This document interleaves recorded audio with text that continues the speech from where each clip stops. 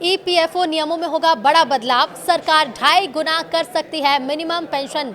नमस्कार, न्यूज़ 18 का digital platform देख रहे हैं आप और मैं हूं आपके साथ ऋतु सिंह। कर्मचारी भविष्य निधि संगठन की सर्वोच्च निर्णय लेने वाली संस्था यानी केंद्रीय न्यासी बोर्ड की अहम बैठक 10 और 11 अक्टूबर को बेंगलुरु में होने जा रही है। इस बैठक में न्यूनतम पेंशन राशि को 1,000 से बढ़ाकर 2,500 रुपये प्रति माह करने के प्रस्ताव पर चर्चा होने की पूरी संभावना है।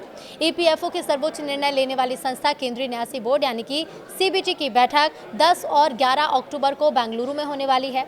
खबरों के अनुसार इस बैठक में न्यूनतम पेंशन राशि को 1,000 रुपये से बढ़ाकर 2,500 रुपये प्रति माह करने के प्रस्ताव पर चर्चा की संभावना है। ईपीएफओ के तहत कर्मचारी पेंशन योजना यानी ईपीएस 95 के तहत न्यूनतम पेंशन वर्तमान में 1,000 रुपये प्रति माह है। ये राशि 2014 में तय की गई थी और तब से अब तक इसमें कोई भी बदलाव नहीं हुआ। फिलहाल ईपीएस 95 के तहत 1,000 रुपये की न्यूनतम पेंशन दी जाती है, जो 2014 से अब तक अपरिवर्तित है यानी कि नहीं बदली है।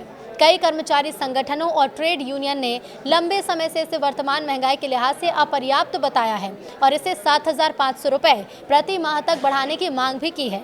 हालांकि रिपोर्ट्स के अनुसार सीबीटी इतनी बड़ी बढ़ोतरी की बजाय 2,500 रुपये की सीमा तक पेंशन बढ़ाने पर विचार कर सकता है। बैठक का दूसरा बड़ा एजेंडा ईपीएफओ 3.0 परियोजना है, जिसके तहत संगठन को पूरी तरह डिजिटल और कागज रहित बनाने की योजना है। विभिन्न कर्मचारी संगठन लंबे समय से मांग कर रहे हैं कि मौजूदा महंगाई को देखते हुए 1,000 रुपये की राशि बहुत कम है। ट्रेड यूनियन और पेंशनर्स के विभिन्न संघ लंबे समय से कर्मचारी पेंशन योजना के तहत पेंशन राशि को बढ़ाकर 7,500 रुपये करने की मांग कर रहे हैं। रिपोर्ट से पता चलता है कि सीबीटी पेंशन में 7.5 यानी कि 7.5 गुना वृद्धि नहीं करेगा, बल्कि बढ़ाकर इसे 2,500 रुपये तक ही विचार किया जा सकता है।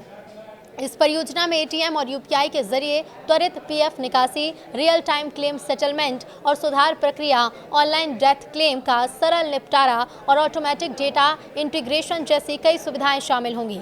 इस तकनीकी परिवर्तन के लिए इन्फोसिस, विप्रो और टीसीएस जैसी प्रमुख आईटी कंपनियों को जिम्मेदारी सौंपी गई है। हालांकि सिस्टम टेस्टिंग और इंटीग्रेशन में देरी के कारण परियोजना की शुरुआत अब अगले साल संभावित है। इसके अलावा बैठक में निवेश नीति, पेंशन फंड संरचना और डिजिटल गवर्नेंस सुधारों पर भी विचार किया जा सकता है। बता दें कि पेंशन वृद्धि जैसे निर्णय के लिए सरकार की अंतिम मंजूरी जरूरी होगी, लेकिन इस बैठक से संभावित फैसले लाखों पेंशन भोगी और कर्मचारियों के भविष्य को सीधे प्रभावित भी कर सकते हैं।